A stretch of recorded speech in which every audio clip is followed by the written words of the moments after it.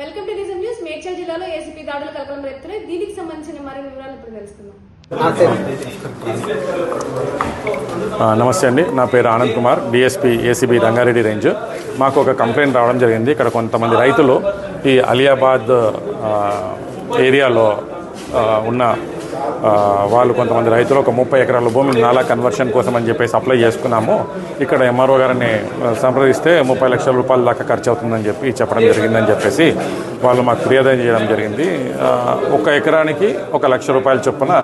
వివరాల ప్రకారం మేడ్చల్ మల్కాజ్గిరి జిల్లా షామీర్పేట్ తహసీల్దార్ కార్యాలయంలో ఏసీపీ దారులు ఆకస్మిక దాడులు నిర్వహించారు.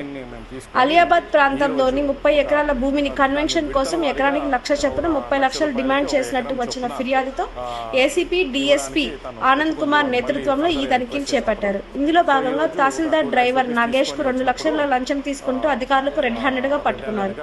కార్యాలయంలోని కీలక పత్రాలను స్వాధీనం చేసుకున్నారు. ఎంఆర్ఓ సుచరిత, కీసర ఆర్డీఓ రాజేష్ తో పాటు పలువురు సిబ్బందిని ఏసీబీ అధికారులు విచారిస్తున్నారు. కాగా 2024లో ఈ కార్యాలయంలో అప్పటి ఎంఆర్ఓ సత్యనారాయణ లంచం తీసుకుంటూ ఏసీబీకి దొరకడం గమనార్హం. ఇలాంటి అప్డేట్స్ కోసం చూస్తూనే ఉండండి నిజం న్యూస్.